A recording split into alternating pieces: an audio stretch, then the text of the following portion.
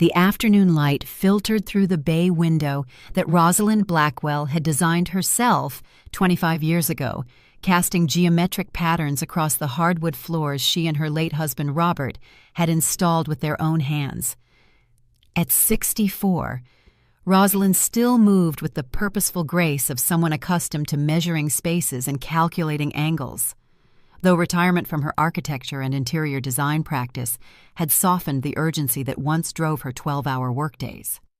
She was reviewing blueprints for a small consulting project, a senior living facility renovation in Littleton, when her phone rang. The caller ID displayed her daughter's name, and despite everything that had been weighing on her mind lately, Rosalind smiled. "Caitlin, sweetheart, how's Phoenix treating you?" "Oh, you know how these marketing conferences are. Mom, death by PowerPoint." Caitlin's voice carried that familiar warmth, though Rosalind detected an undercurrent of fatigue. "Jeremy's handling most of the networking while I sit through sessions about digital engagement metrics." Rosalind settled into her reading chair, the same burgundy leather piece where Robert used to read the Denver Post every Sunday morning. "And how is Jeremy doing? Any luck with the job search?" There was a pause that lasted a beat too long. He's exploring several opportunities. You know how the financial sector is these days. Everyone wants experience, but they're not hiring experienced people." 8 months. It had been 8 months since Jeremy lost his position at the investment firm, and Rosalind was beginning to suspect the circumstances were more complicated than the restructuring story they'd initially provided. As someone who had run her own design business for 30 years, she understood the delicate dance of cash flow and client relationships.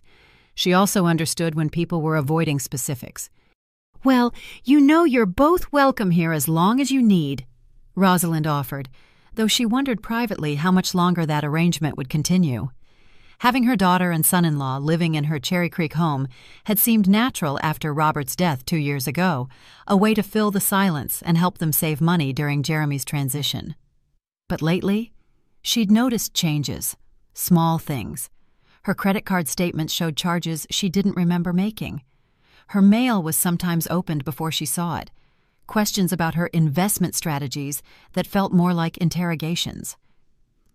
"Mom, you're too generous for your own good," Caitlin said, and something in her tone made Rosalind's architect's mind, trained to notice structural problems, register a warning. "Listen, I should probably get going. Jeremy and I have dinner plans with some potential contacts." "Of course, darling. Love you." "Love you too. Mom, take care of yourself." "Okay." The line clicked, but instead of the familiar dial tone, Rosalind heard rustling sounds. Caitlin must have dropped the phone into her purse without properly hanging up. Rosalind was reaching to end the call when voices became audible through the phone's microphone. "See how she's getting worse." Caitlin's voice, but different now. Harder. "Last week, she asked me 3 times when Dad's doctor appointment was. He's been dead for 2 years. Jeremy." Rosalind's hand froze on the receiver. Ice spread through her chest like structural failure in winter concrete. "The forgetting is getting more frequent," Jeremy's voice responded, clinical and matter-of-fact. "My contact at Patterson and Associates says we have enough documentation for a capacity evaluation if we need it." "Documentation?" Caitlin's laugh held no warmth. "You mean the notes you've been keeping about every time she misplaces her keys or forgets a grocery item?" Rosalind's breath caught. The small notebook Jeremy carried, the one he claimed was for job interview notes. The way he'd started asking leading questions. "Remember, Rosalind, you mentioned forgetting where you put your reading glasses," when she had never mentioned any such thing, but what came next was far worse than she had imagined. "Actually, I've been talking to my contact about the mental incompetency route," Jeremy continued, his voice dropping to a conspiratorial whisper. "If we can get her declared unfit to manage her affairs, we can get guardianship and power of attorney, complete control over her finances and property decisions." "Is that really necessary?" Caitlin asked, though her tone suggested she already knew the answer. "Think about it," Caitlin. She owns a $3 million property free and clear in one of Denver's hottest neighborhoods. We're drowning in debt. I can't get hired anywhere in financial services, and your marketing salary barely covers our car payments. Jeremy's voice hardened with calculation. We can sell the house for at least $850, probably $900 in this market.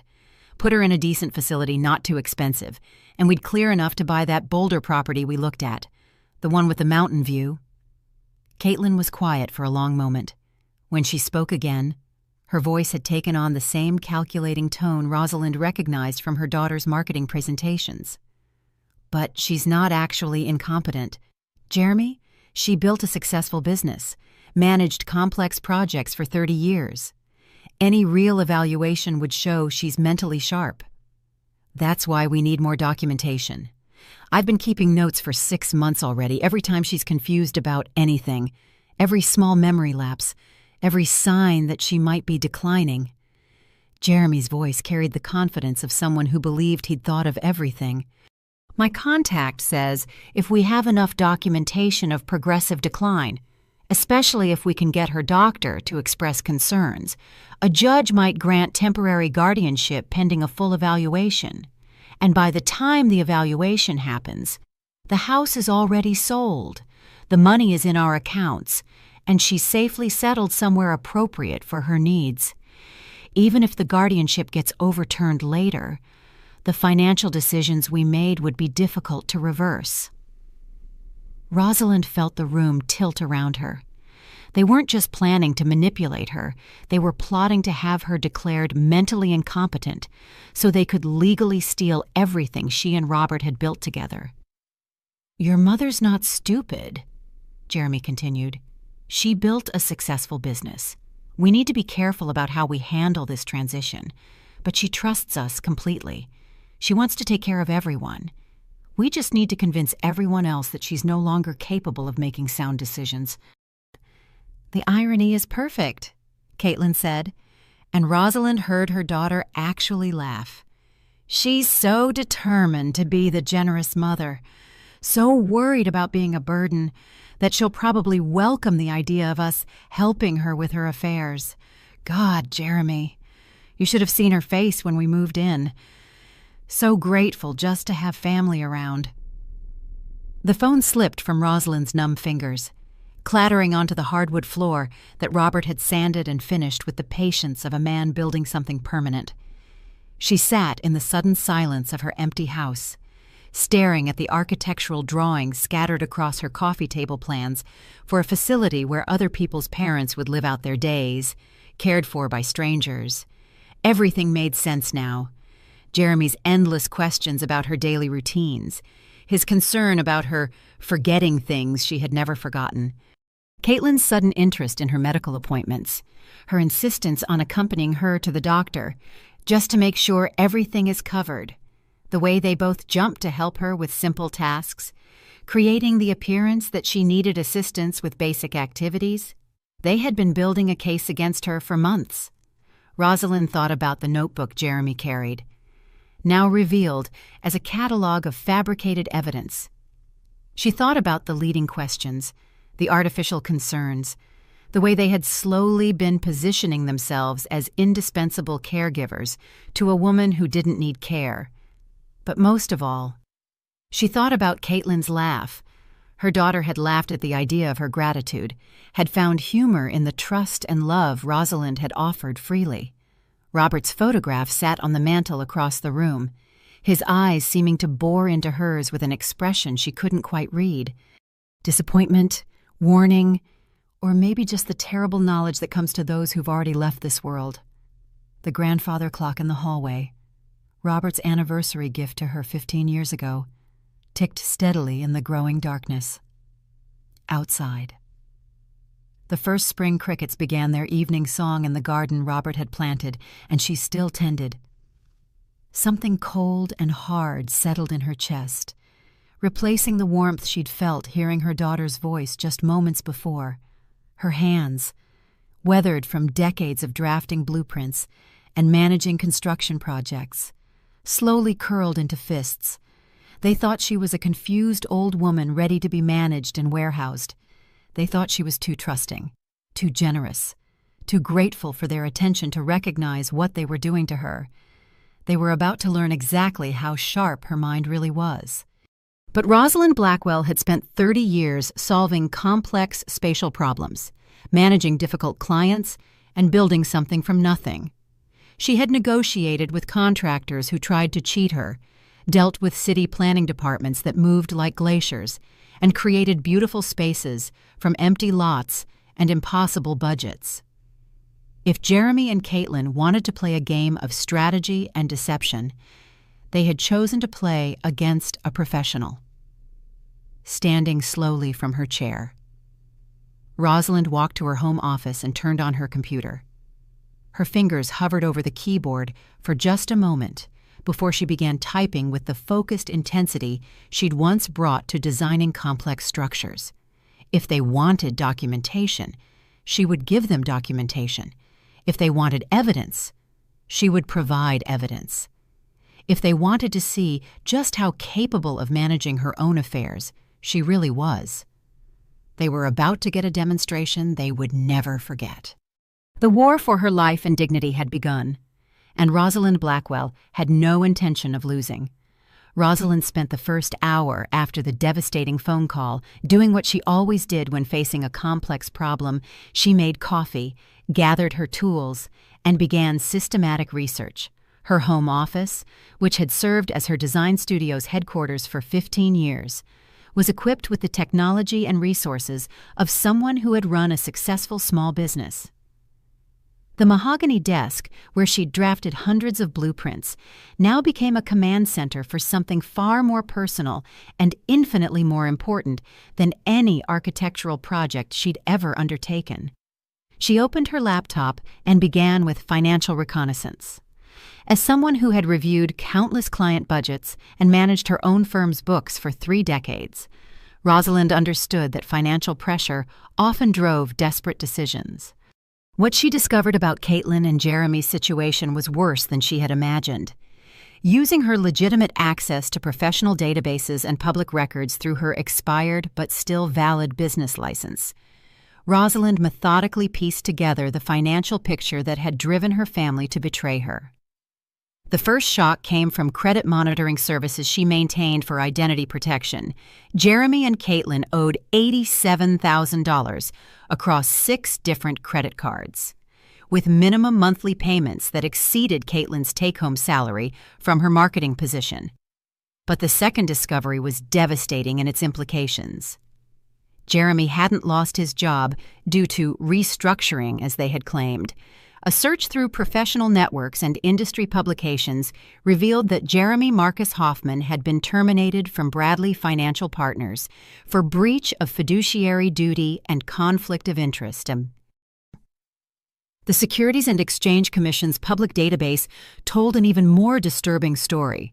Jeremy had been investing client funds in a real estate development project in Vail, where he held a personal financial stake, essentially gambling with his clients' retirement savings to fund his own investments. The SEC investigation was still ongoing, with potential criminal charges pending. Rosalind printed the documents with hands that remained steady despite the magnitude of what she was learning. Her daughter had married a man who stole from his clients, and now they were planning to steal from her using the same tactics: fabricated documentation, manipulated trust, and legal maneuvering designed to separate her from her assets. The pattern was becoming clear, and it was more sophisticated than simple greed. Jeremy was a predator who had identified her as a target, and he had spent months systematically building a case to declare her mentally incompetent. The notebook full of fabricated incidents, the leading questions designed to create confusion, the artificial emergency situations where they swooped in to help all of it, was calculated to create a paper trail that would support guardianship proceedings. Her next step required delicate handling. Opening her email, she composed a message to Sarah Kim, now a partner at Kim & Associates Family Law. They had collaborated 15 years earlier when Sarah needed office design services for her practice, and their professional relationship had evolved into genuine friendship. "Sarah," she typed, "I need your expertise on a sensitive family matter that may involve elder financial abuse and fraud. Could we schedule an emergency consultation? I have reason to believe someone has been creating false documentation about my mental capacity in preparation for guardianship proceedings." Sarah's response came within 30 minutes. "Rosalind, this is extremely serious. Can you come in first thing tomorrow morning, bring any documentation you have, and don't discuss this with anyone else until we meet?" That evening, Rosalind conducted her own investigation into Jeremy's methods. She searched through the papers in her desk drawer, looking for anything he might have had access to, any documents that could have provided samples of her signature or personal information. What she found made her blood run cold. In her filing cabinet, she discovered that several documents were missing insurance forms she had signed in Jeremy's presence, bank signature cards, even the original power of attorney documents she and Robert had prepared years earlier. Jeremy had systematically removed anything that contained her signature or personal information. But more troubling was what she found in Jeremy's notebook, which he had carelessly left on the kitchen counter. Page after page of fabricated incidents, meticulously dated and detailed March 15th AR. Forgot she had already asked about grocery list. Asked again 30 minutes later. March 22nd. R. Couldn't remember conversation about scheduling doctor appointment from previous day. April 3rd R. Left stove burner on after making coffee. Didn't notice until I pointed it out. April 10th R. Got confused about which day of the week it was. Insisted Tuesday was Wednesday. None of these incidents had actually occurred. Rosalind's memory was excellent. Her daily routines were consistent, and she had never left a burner on or been confused about dates. But Jeremy had created a detailed narrative of progressive cognitive decline that would be compelling to a judge who didn't know her personally. Even more chilling was a separate section labeled Physician Concerns, with notes about scheduling appointments with Dr. Alk Warren and discussing R's increasing confusion and memory lapses. Jeremy was planning to manipulate her doctor into providing medical evidence to support his guardianship petition. The final section of the notebook contained research about guardianship law in Colorado, including notes about the financial advantages of becoming someone's legal guardian. Guardian has complete authority over property sales, investment decisions, and care placement. Ward has no legal standing to challenge Guardian's decisions once incompetency is established. Rosalind photographed every page of Jeremy's notebook with her phone, understanding that this evidence would be crucial in whatever legal battle was coming. But she also realized that Jeremy's plan was far more advanced than she had initially understood. He wasn't just planning to steal from her, he was planning to have her declared legally incompetent, which would allow him to control every aspect of her life permanently. The next morning, Rosalind dressed in her best business suit and drove to Sarah's downtown office with a leather portfolio containing everything she'd discovered. Sarah's office occupied a corner of a glass tower with views of the Rocky Mountains, and the space itself reflected the kind of understated elegance Rosalind appreciated in good design. Sarah, 48 and precisely groomed, greeted her with professional warmth that quickly shifted to deep concern as Rosalind explained the situation. "This is textbook elder financial abuse with a sophisticated legal strategy," Sarah said after reviewing the evidence. "The fake documentation, the manipulation of medical concerns, the systematic removal of your personal documents. Jeremy clearly has experience with this type of fraud. What are my options? First, we need to understand exactly what legal documents they may have already created. I'm going to have my investigator run a comprehensive search through county records for any power of attorney documents, guardianship petitions, or other legal filings involving your name." Sarah's assistant spent 2 hours on the phone with various county offices while Rosalind and Sarah reviewed Colorado's elder abuse statutes and guardianship laws. When the assistant returned, her expression was grim. "We found it. A power of attorney document was filed 6 weeks ago in Jefferson County, giving Jeremy Hoffman broad authority over Rosalind Blackwell's financial and real estate decisions. The document is backdated to last November and includes a signature that appears to match Mrs. Blackwell's handwriting. Rosalind felt the room spin around her. "I never signed any such document." "Of course you didn't," Sarah said, her voice hard with professional anger. "This is criminal fraud, and it means they're not just planning to steal from you, they've already taken the legal steps to do it. With this document, Jeremy could sell your house, empty your bank accounts, or commit you to a care facility, and you would have no legal recourse." "How is that possible?" "Because the document claims you granted him these powers voluntarily when you were of sound mind. Once it's filed and recorded, the burden of proof shifts to you to prove it was forged, and that's nearly impossible if the signature looks authentic." Sarah pulled out her phone and began making calls.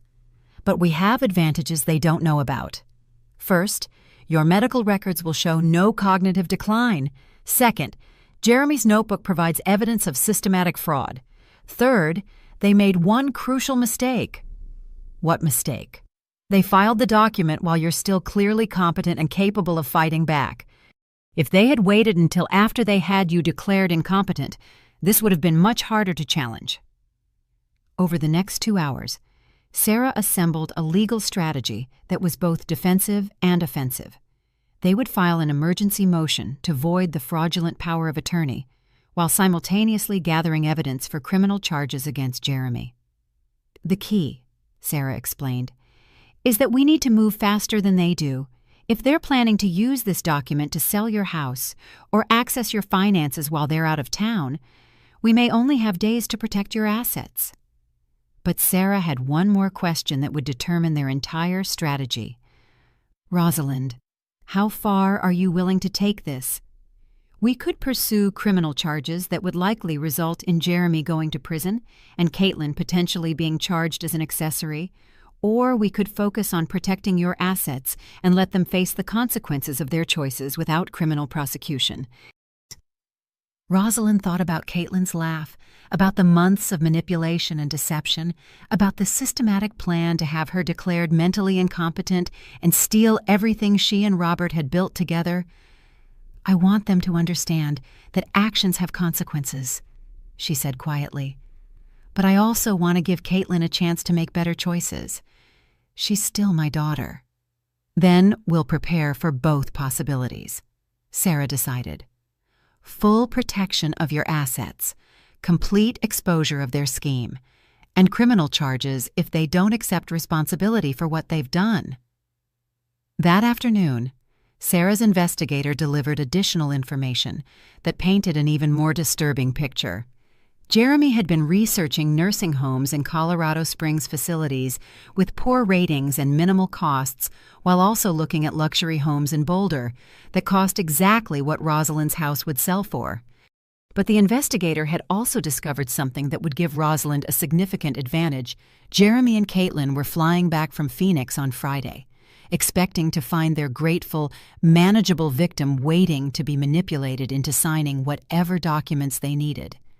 Instead, they were going to discover that their confused target had been conducting her own investigation, building her own legal case, and preparing a surprise that would teach them exactly who they had chosen to betray.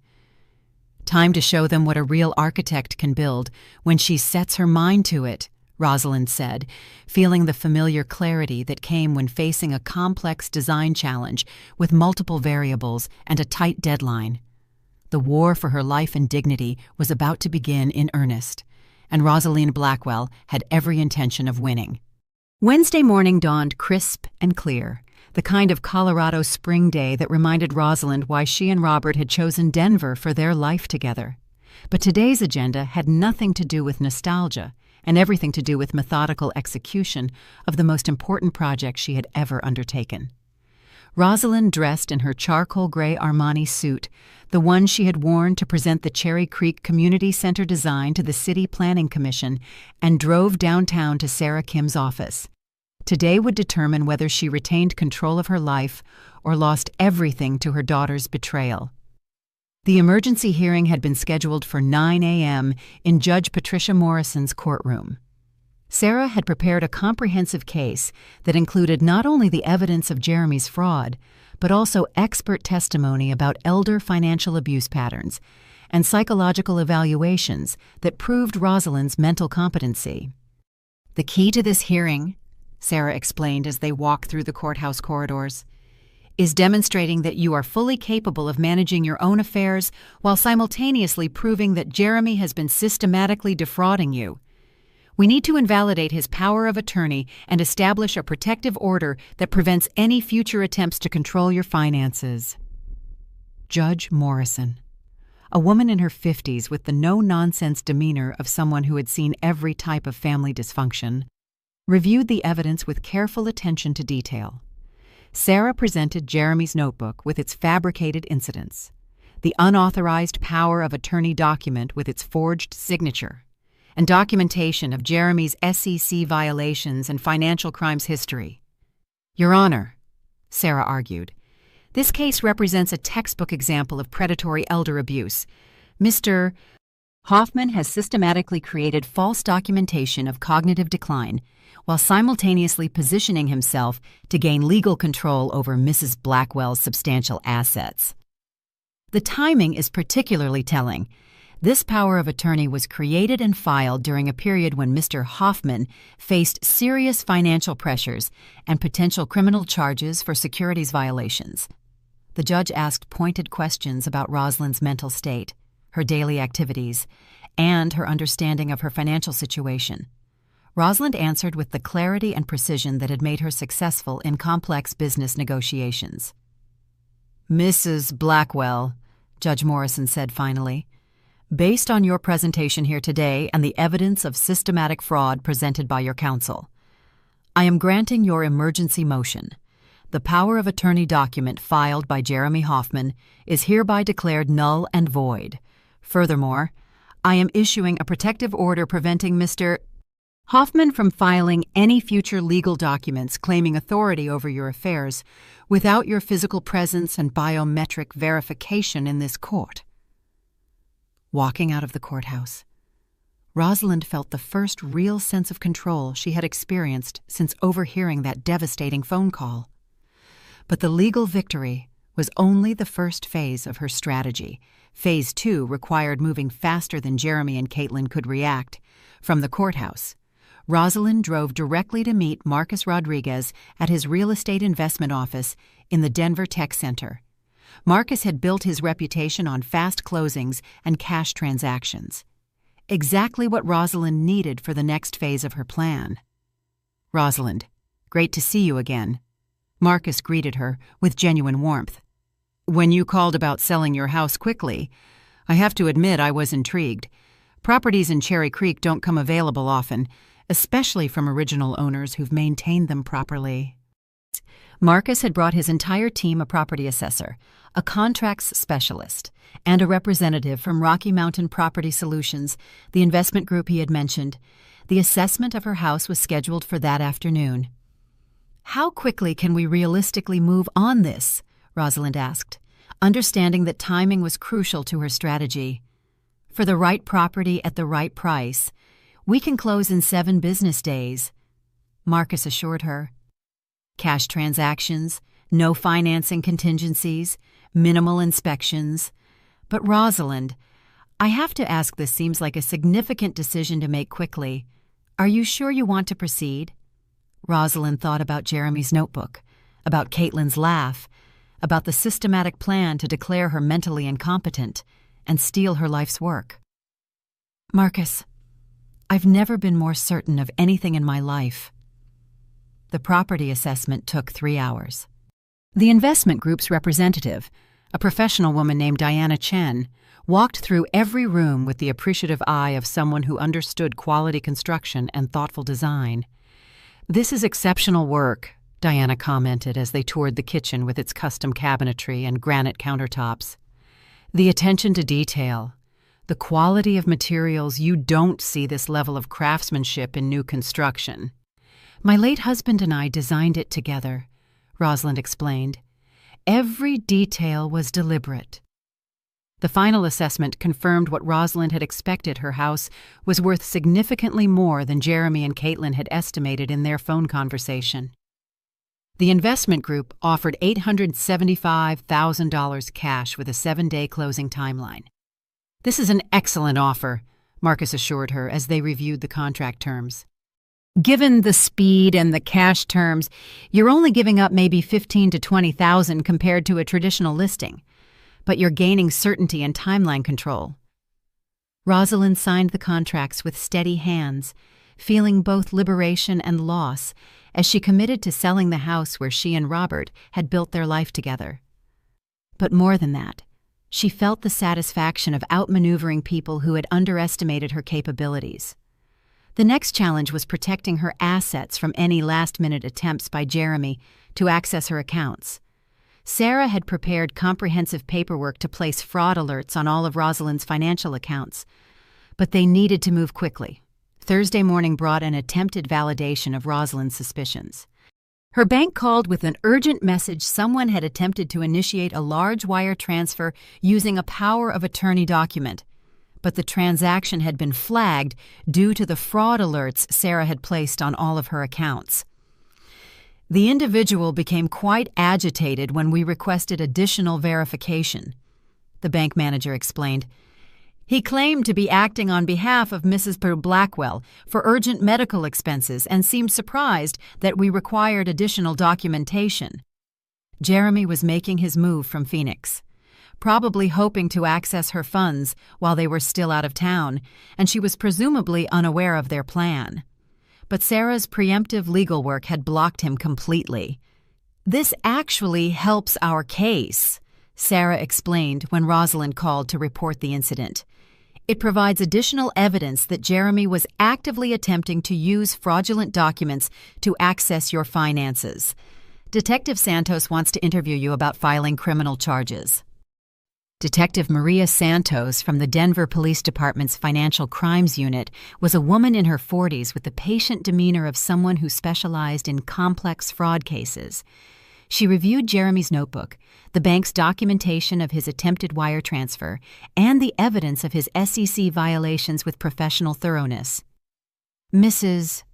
Blackwell, what Mr. Hoffman has done constitutes multiple felonies under Colorado law," Detective Santos explained. "Forgery, attempted theft, elder financial abuse, and fraud. The question is whether you want to pursue criminal charges or handle this as a civil matter. What would criminal charges mean for my daughter if she was an unwilling participant or was manipulated by Mr. Hoffman? Probably nothing serious. If she actively participated in creating the fraudulent documents or was aware of his criminal history, she could be charged as an accessory." Rosalind asked for time to consider her options, understanding that this decision would determine not only Jeremy's future, but also her relationship with Caitlin. Friday morning brought the final pieces of her strategy into place. The closing on her house was completed with remarkable efficiency at the offices of Rocky Mountain Title Company. Rosalind walked out with a cashier's check for $871,000 after closing costs, and the knowledge that Jeremy and Caitlin would return to find their inheritance had evaporated. But rather than simply disappearing or leaving a note, Rosalind had planned something more direct and more educational. She wanted them to understand not just that their scheme had failed, but that they had been outplayed by the confused old woman they had planned to manipulate. That afternoon, she moved her personal belongings to a furnished apartment she had leased at Mountain View Estates, a luxury senior living community in Highlands Ranch. The apartment was smaller than the house she had left behind, but it was hers alone, purchased with her own money, beyond the reach of anyone who might view her as a burden to be managed. Friday evening. Rosalind prepared the final element of her strategy, not a letter of explanation, but an invitation to a conversation that would expose their scheme completely while giving them one chance to make different choices. She wrote in her careful architect's handwriting, "Caitlin and Jeremy, welcome home. I have some exciting news to share about recent developments regarding my property and my future living arrangements. Please join me at the offices of Kim & Associates Family Law address below on Monday at 2 p.m. Come prepared to discuss your own housing situation, as I think you'll find recent events quite illuminating. I've taken the liberty of inviting some other interested parties to join our conversation. Love, Mom. She taped the invitation to the front door at eye level, where they couldn't possibly miss it, then activated the motion sensor security camera she'd had installed earlier that day. The small device would stream directly to her phone, allowing her to watch their reaction from the comfort of her new apartment.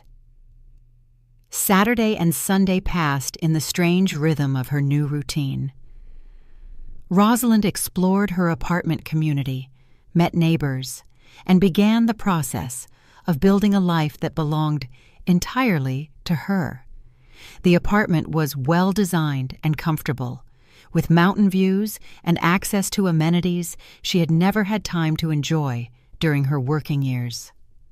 Sunday evening, she received a series of increasingly frantic phone calls from numbers she didn't recognize, probably Caitlin trying to reach her through various methods.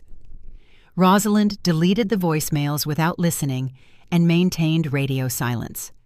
Monday morning, she dressed carefully for what she knew would be one of the most important meetings of her life. Her navy blue suit conveyed authority. Her pearls reminded her of happier times with Robert, and her confident bearing reflected the knowledge that she had planned this confrontation with the same attention to detail she had once brought to complex architectural projects. Sarah's conference room was prepared for difficult conversations, but today it would host something more than a family dispute. Today, it would be the venue for a lesson in consequences that Jeremy and Caitlin would never forget.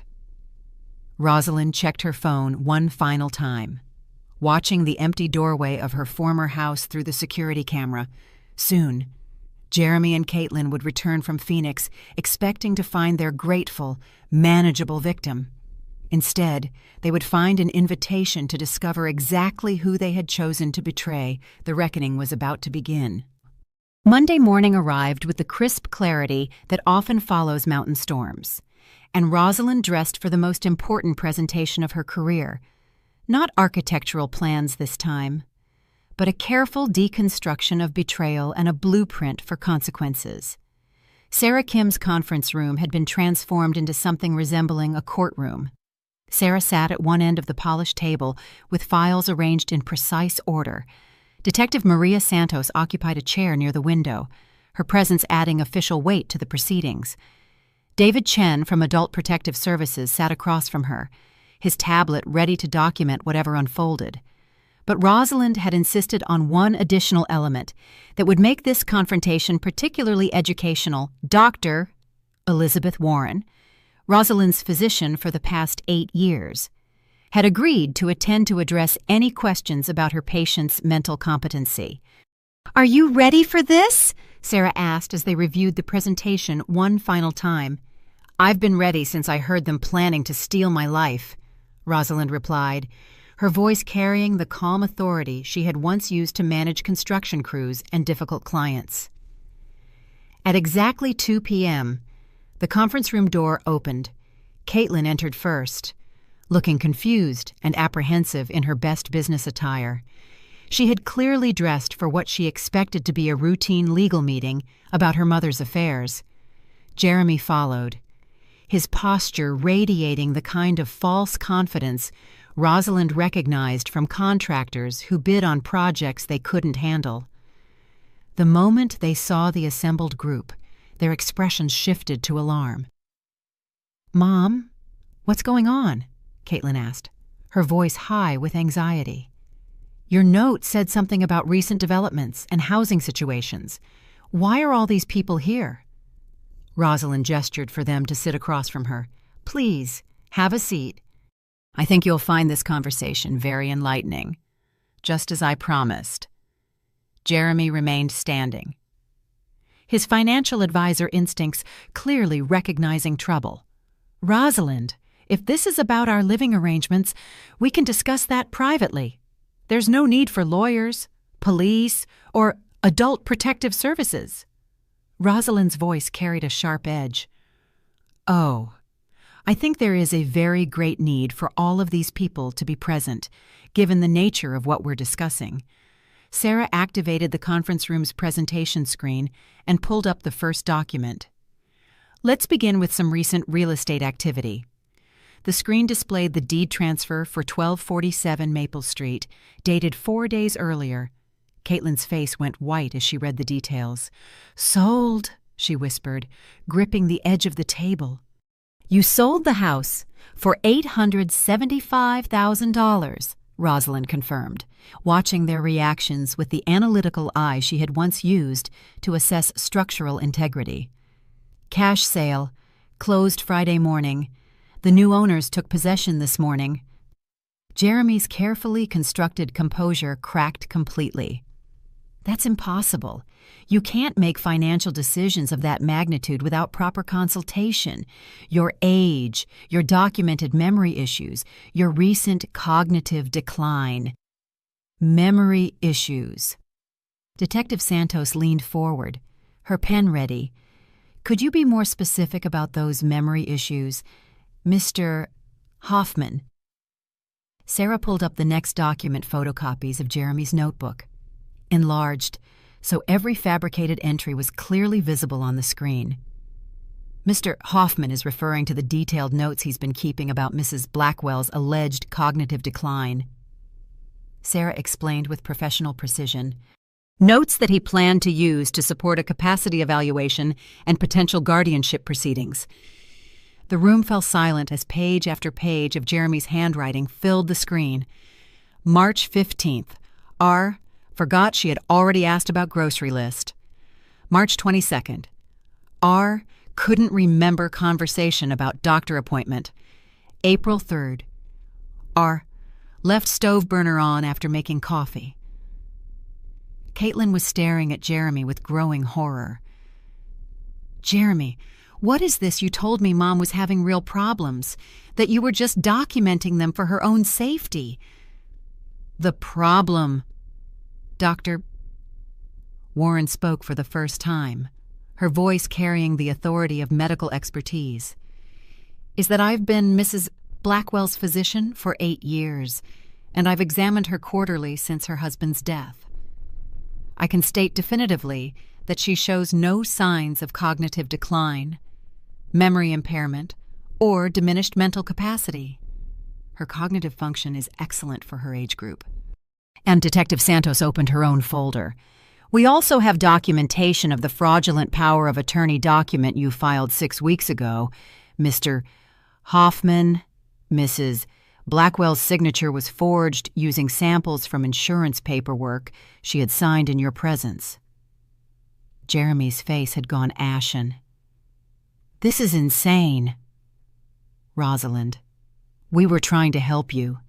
We were concerned about your ability to live alone safely, to manage such a large property. Were you concerned about my safety when you attempted to wire $20,000 from my account last Thursday? Rosalind asked quietly, her voice cutting through his protests like a blade through paper. The silence that followed was deafening. Sarah activated the screen again, displaying bank records and transaction logs. Mr. Hoffman used the fraudulent power of attorney document to attempt unauthorized access to Mrs. Blackwell's accounts while you were both in Phoenix. The bank flagged the transaction due to fraud alerts we had placed on all her accounts. Caitlin's voice came out as a strangled whisper. Mom, I didn't know about any of this. The power of attorney, the bank withdrawal, the notebook.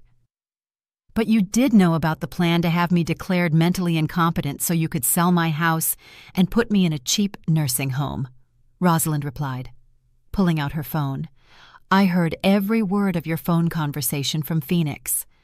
Sarah activated the audio system, and Caitlin's own voice filled the room. The house is worth at least $850 in this market.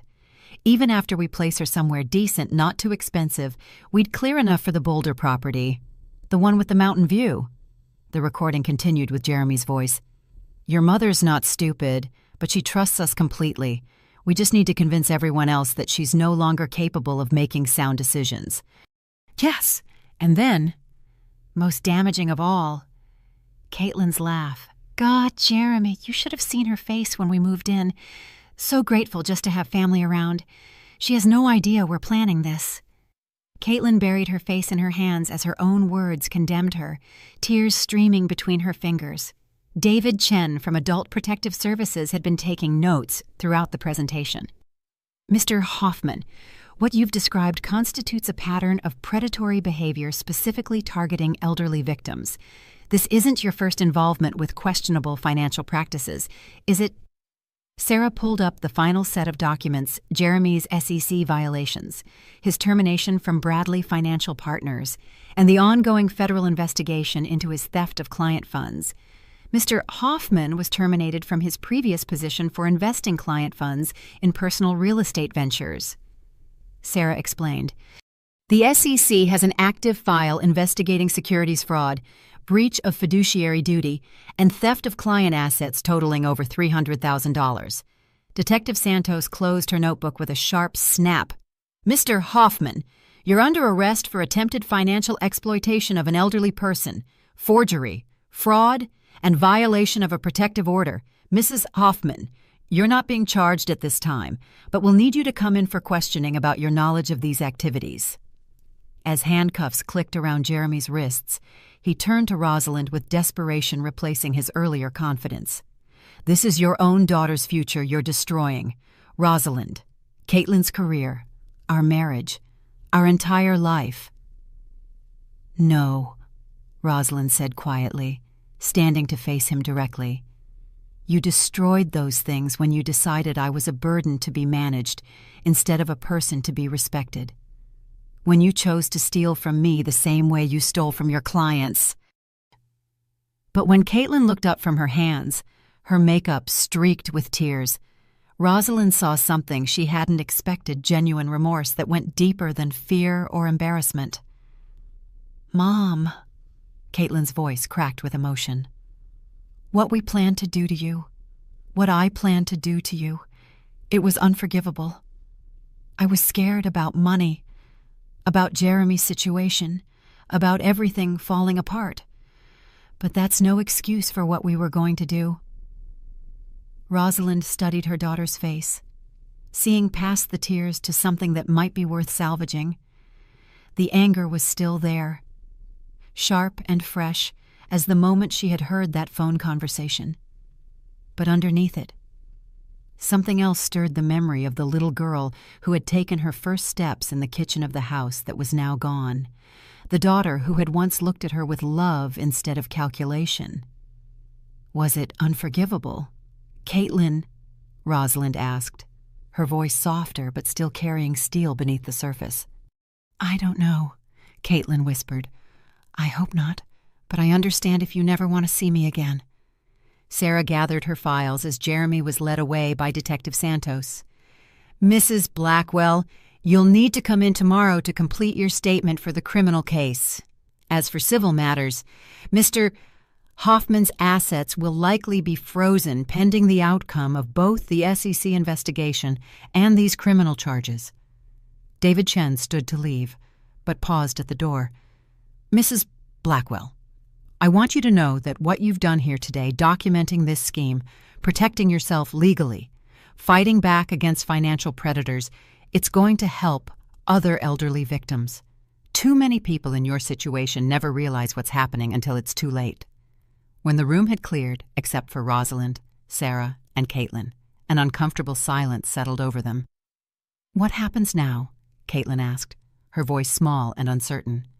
Rosalind looked at her daughter, really looked at her for the first time in months, past the designer clothes purchased with credit card debt, past the carefully applied makeup now smeared with tears, past the polished marketing professional facade that had hidden desperation and moral compromise. What she saw was a woman who had made terrible choices but who seemed, finally, to understand the magnitude of what she had almost done. That depends entirely on you, Rosalind said finally, on whether you can acknowledge what you did wrong and whether you're willing to do the work necessary to earn back even a fraction of the trust you destroyed. I'll do anything. Caitlin said immediately. "Anything to make this right."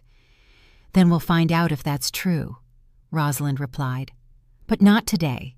Today, you need to figure out where you're going to live and how you're going to support yourself without Jeremy's income or access to my assets. Today, you need to start learning what it means to be genuinely independent instead of parasitic."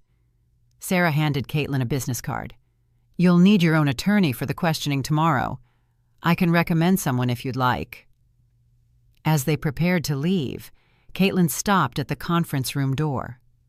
"Mom, the house we were looking at in Boulder, the one with the mountain view that we were going to buy with your money, I looked at it because I remembered the bay window you built for Dad. I thought maybe if we had something beautiful like that, we could be happy." Rosalind felt something crack inside her chest, a hairline fracture in the wall of anger she had built around her heart. "You already had something beautiful, Caitlin. You had a mother who loved you enough to give you everything, and a home where you were always welcome. You threw it away for a dream house you planned to buy with stolen money."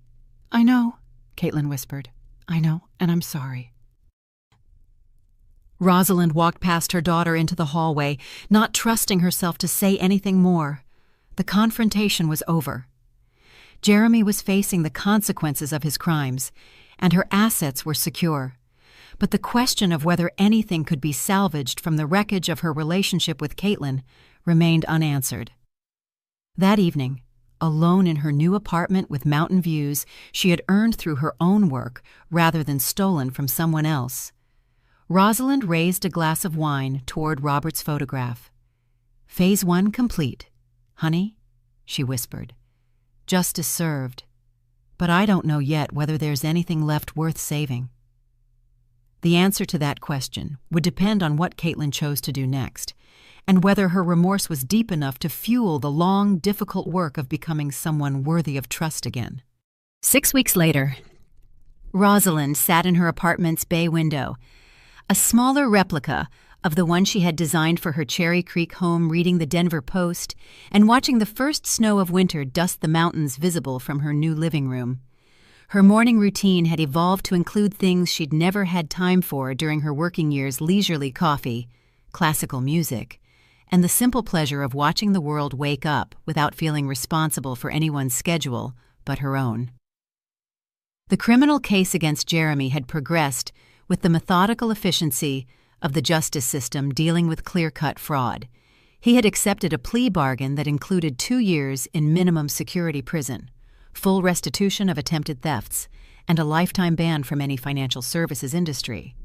His SEC violations had resulted in additional federal charges that would keep him occupied with legal proceedings for years to come.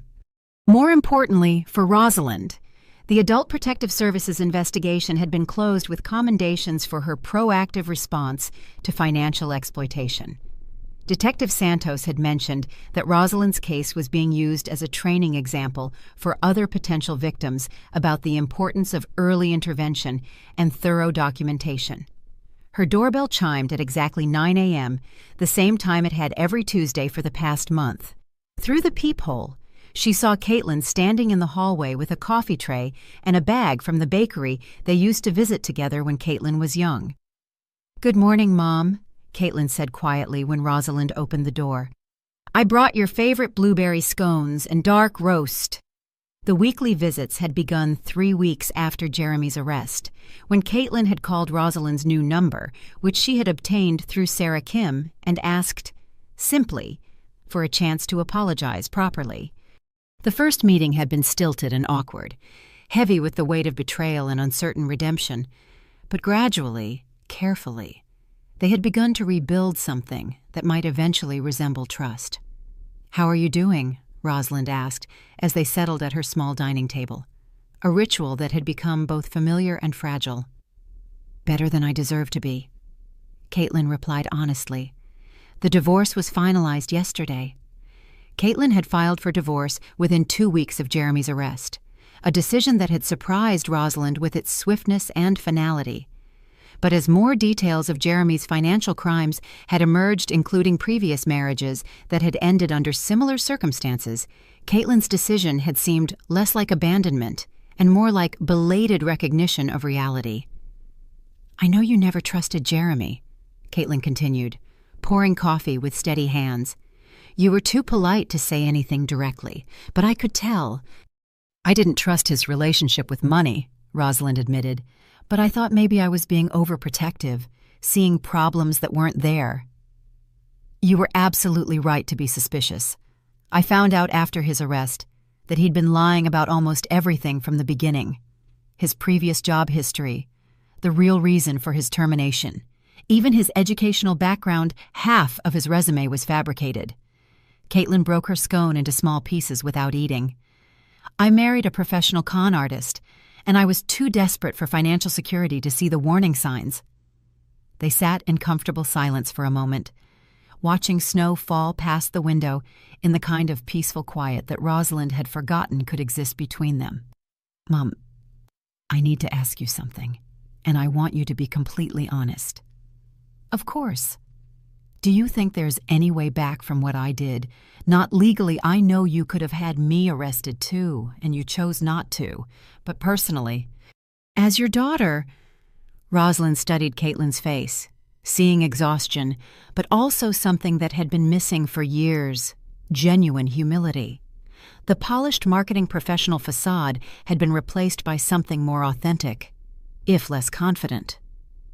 "Do you understand what you did wrong? I treated you like a problem to be solved instead of a person to be respected. I let fear about money override love and basic decency. I convinced myself I was protecting you when I was really just protecting my own financial interests." Caitlin's voice remained steady but quiet. "And I ignored every lesson you and Dad taught me about integrity and family loyalty." "What would you do differently if you could go back?" "Everything." The word came out like a confession. "I would have talked to you honestly about my financial problems instead of hiding them and plotting to steal from you. I would have asked for help instead of assuming I was entitled to take what wasn't mine. I would have trusted you to make your own decisions about your life instead of assuming I knew better than you did." Rosalind reached across the table and took her daughter's hand. "Those are the right answers. Does that mean you forgive me?" "It means I'm willing to try building something new with you. Not the old relationship where you lived in my house, and I took care of everything without question. Something more equal and honest, where we both understand the boundaries." Caitlin's tears were relief this time, not shame. "I'd like that very much." "Good, because I have a proposition for you." Rosalind pulled a manila folder from her sideboard and spread architectural drawings and business plans across the table. "I'm starting a new consulting practice, designing senior living spaces that actually serve the people who live in them, not just the companies that manage them. I need a marketing director who understands both the business side and the personal stakes involved." And Caitlin stared at the documents, then at her mother. "You're offering me a job. I'm offering you a partnership, 50-50 ownership, equal decision-making authority, shared profits and losses. But it comes with non-negotiable conditions." "Name them." "Complete financial transparency, monthly reviews with our accountant, open books, no financial decisions made independently. If you ever lie to me about anything significant again, the partnership dissolves immediately and permanently." Rosalind's voice carried the firmness she had once used with contractors who tried to cut corners. "And you prove yourself for a full year before any partnership documents are signed. You'd trust me with that much responsibility after everything I did." Rosalind smiled, feeling lighter than she had since Robert's death. "Trust is earned through consistent action over time, Caitlin, but second chances are given because people can change if they want to badly enough. Your father always believed that redemption was possible for anyone willing to do the work." 6 months later, Blackwell and Associates Senior Design had completed their first major project, a comprehensive renovation of the Sunrise Manor assisted living facility in Lakewood. The project had been featured in Colorado Architecture magazine, and they had 3 more contracts signed for the following year. Rosalind stood in the main common area of Sunrise Manor, watching residents play cards at tables she had designed for optimal accessibility, socializing in conversation nooks that encouraged both privacy and community interaction. The space hummed with the kind of purposeful activity that came from thoughtful design rather than institutional efficiency. The family visit rates have increased 40% since the renovation, reported Janet Miller, the facility director. Residents say it feels like home now, not like a warehouse where they're waiting to die. Caitlin approached with her tablet full of marketing materials for their next project. "We just got approval for the Boulder contract," she announced. "And 3 more facilities want consultations based on the magazine article." "Your father would be proud," Rosalind said, watching an elderly man read to his granddaughter in the bay window reading nook she had designed specifically for intergenerational visits. Of the business success, of the fact that we're building something that serves people instead of exploiting them, that we learned the difference between taking care of someone and taking from them. That evening, Rosalind sat in her apartment with a glass of wine and Robert's photograph, reflecting on the events that had transformed her life so completely. The pain of Caitlin's betrayal had faded into something more complex, understanding of how fear could corrupt love, how financial desperation could twist judgment, and how sometimes the most loving thing you could do was allow someone to face the full consequences of their choices. Her phone buzzed with a text from Caitlin. "Thank you for giving me a chance to become someone you could be proud of again." Rosalind typed back, "You always were someone I could be proud of. You just forgot who you were for a while." Outside her window, Denver sparkled in the evening light, full of families navigating the complex dynamics of love, money, and aging. Somewhere in the city, other elderly parents were facing similar choices: how to maintain dignity while accepting help, how to protect themselves while preserving relationships, how to age gracefully in a culture that often viewed getting older as becoming less valuable. She had found her answer not in avoiding conflict, but in facing it with the same professional competence she had brought to every other challenge in her life, not in cutting off her daughter permanently, but in setting boundaries that protected them both while leaving room for redemption. Rosalind raised her wine glass toward Robert's photograph. "You were right, honey. Sometimes love means teaching hard lessons, but it also means leaving the door open for people to earn their way back home." The snow was falling again outside her bay window, and Denver was settling in for another quiet evening. But inside her apartment, surrounded by the life she had rebuilt on her own terms and the relationship she had salvaged through equal measures of justice and mercy, Rosalind Blackwell felt something she hadn't experienced since Robert's death: the deep satisfaction of a complex problem solved with both intelligence and compassion. She had learned that growing older didn't mean becoming powerless, that being a mother didn't require being a victim, and that sometimes the greatest gift you could give someone was the chance to earn back what they had thrown away. The house that love built had been sold, but the love itself tested, refined, and reconstructed with better boundaries and clearer expectations had survived. And that, Rosalind thought as she prepared for bed in the home she had chosen for herself, was perhaps the most elegant architectural solution of all.